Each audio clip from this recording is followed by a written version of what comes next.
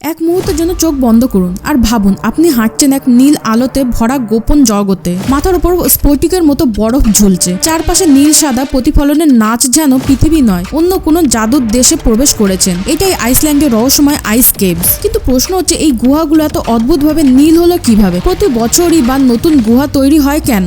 আইসল্যান্ডে আগ্নেয়গিরি আর বরফ একসঙ্গে বাস করে। গ্রীষ্মে গ্লেসিয়ারের নিচে তৈরি হওয়া ছোট নদীগুলো বরফের ভেতর গর্ত বানাতে বানাতে গুহার আকার নেয়। শীতে এই গর্তগুলো শক্ত হয়ে জন্ম দেয় স্বপ্নের মতো আইস কেভসের, যা মাত্র কয়েক মাস টিকে থাকে। এবার রহস্যের উত্তর নীল আলো। হাজার বছরের চাপে বরফের ভেতরের বাতাস বেরিয়ে যায়, বরফ হয় সম্পূর্ণ স্বচ্ছ। তখন সূর্যের আলো ভেতরে ঢুকলে নীল রশ্মি সবচেয়ে বেশি প্রতিফলিত হয়, আর সেই রশ্মি গুহাকে রাঙিয়ে তোলে এক অদ্ভুত নীল জগতে। তবে সতর্কতা, এই গুহাগুলো যেমন সুন্দর তেমন বিপজ্জনক, তাই অভিজ্ঞ গাইড ছাড়া প্রবেশ করা সম্পূর্ণ নিষেধ। আইস কেভস শুধু প্রকৃতির বিস্ময় নয়, একটি ক্ষণস্থায়ী শিল্পকর্ম। আরও এমন রহস্যময় স্থানের গল্প পেতে লাইক, শেয়ার ও সাবস্ক্রাইব করতে ভুলবেন না।